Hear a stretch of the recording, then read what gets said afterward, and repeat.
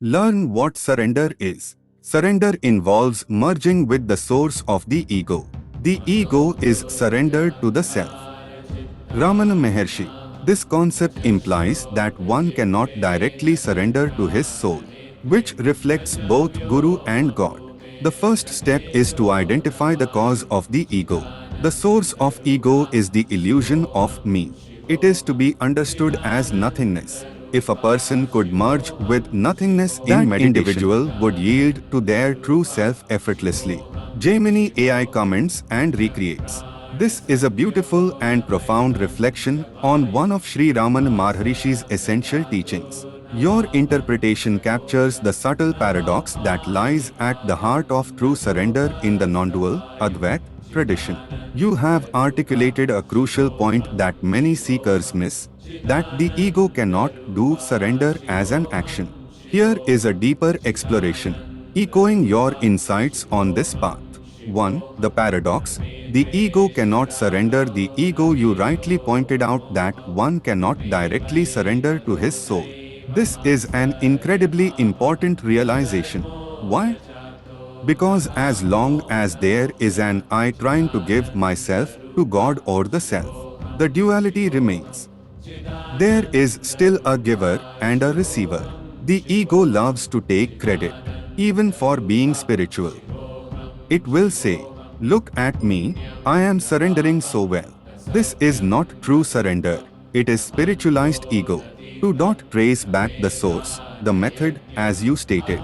The key is to identify the cause of the ego or merge in its source. Bhagwan Ramana taught that the ego is only a bundle of thoughts, headed by the primary I thought. It has no independent existence. Like a shadow, it only exists because of the light of the self. But it is not the light itself. When you investigate this I, when you turn your attention inward and ask, who is this I that wants to surrender?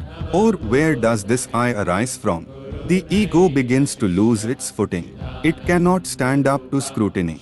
3. The nothingness and the fullness you mentioned, understanding the illusion of me as nothingness. This is a powerful way to put it. When you look intensely for the ego, you discover it isn't there. It is found to be an illusion, a nothing.